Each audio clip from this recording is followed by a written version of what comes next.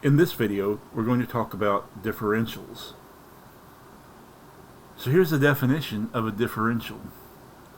Let y be f of x, and let that be a function that is differentiable in any open interval containing x. The differential of x, denoted dx, is an independent variable that may take on any real value. So you get to choose values for the differential dx.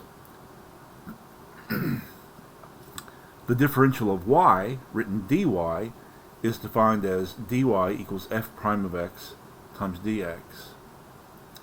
And why would we even do such? Why would we define dy this way? Well, here's what's going on. Recall that f prime of x and dy over dx are different notations for the derivative. Well, what we're doing in creating differentials is we're thinking of this basically as a fraction and not as a limit of a fraction. So we're thinking of dy and dx as taking on values. They're not tending towards, they are small, but they're not tending towards zero. Alright, so what we do is we multiply each side of this by dx, and we get f prime of x dx equals dy.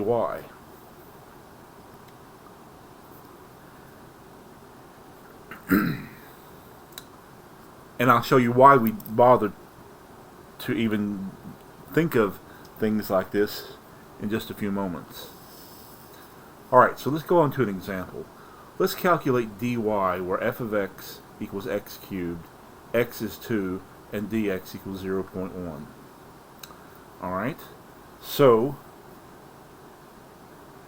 remember dy equals f prime of x dx. So dy equals 3x squared dx. Now, x and dx are each independent variables. We get to choose values for each of those. So let's substitute in 2 for x and 0.1 for dx.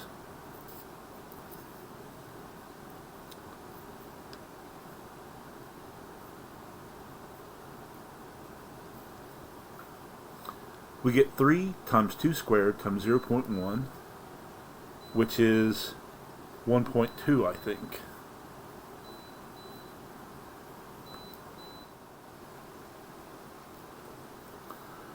So what are we doing here? Alright, so what I've done is I've drawn in the graph of f of x equals y equals x cubed. It's not to scale, but I hope that won't bother you. So we know that the point x equals 2, y equals 8 is on this graph.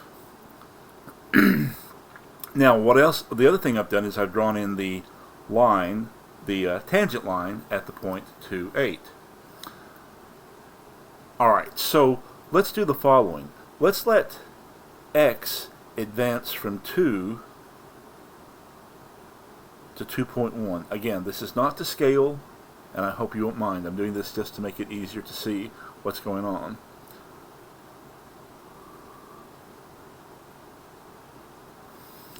Alright, so this represents a small change in x. This is a delta x, which is 0.1. And remember I said that we can let dx, that dx is an independent variable, and we can let dx take on different values. So what we're going to do is we're going to let dx take on the value of delta x.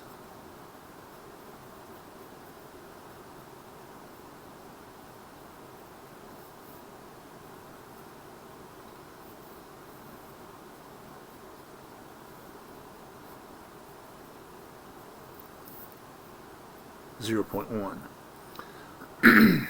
Now you know that the slope of this tangent line is given by the derivative, so we can think of that as dy over dx.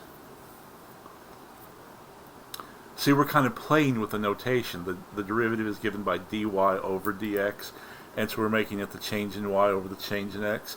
Except it's not the change in the function f of x, it's the change in the y-coordinate of the tangent line. So delta y is the change in y from here to here. I'm sorry, dy is the change in the tangent line from here to here. Delta y is the change in the actual function from here to here. And if this delta x or dx is small enough, dy and delta y are going to be fairly close. Down here, there's hardly any difference between the tangent line and the curve x cubed. So the idea is that we can use dy to help us approximate delta y, because sometimes it's easier to calculate.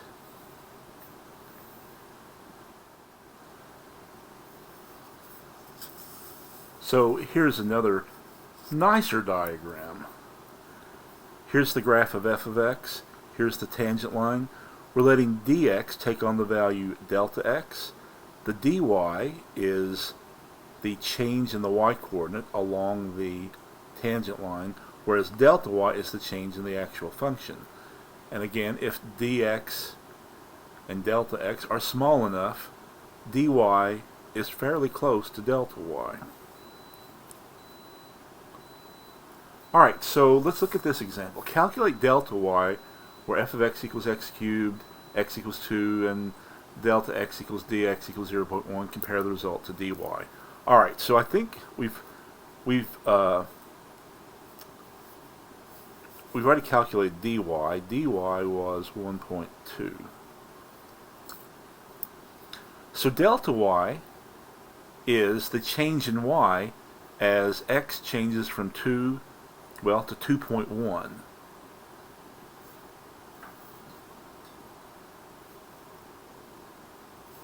So the delta y is positive. That's a positive change. That's a change going from left to right. So when we go from left to right,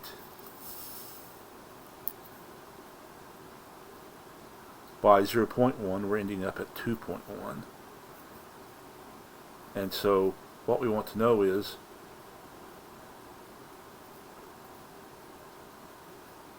what is the corresponding change in y on the function.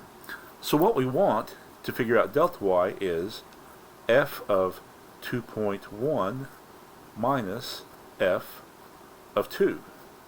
In general, delta y is f of x plus delta x minus f of x. Does that look familiar? That is the numerator of the difference quotient. Anyway, so we need to calculate f of 2.1 minus f of 2. So 2.1 cubed is 9.261. 2 cubed is 8. And the answer is 1.261. So delta y, the change in f of x, is pretty close to the change in y along the tangent line, 1.2 versus 1.261. And again, the idea is that if you've got to, unless you've got a calculator or a computer or something, it's a lot easier to calculate dy instead of delta y. So how are we going to use these? Well, the applications that we're going to look at are where we let dx be a small change in x, and then we let dy estimate the corresponding change in a function y. Or we can take dx to be the error in measuring x, and then dy is what we call the propagated error in measuring y.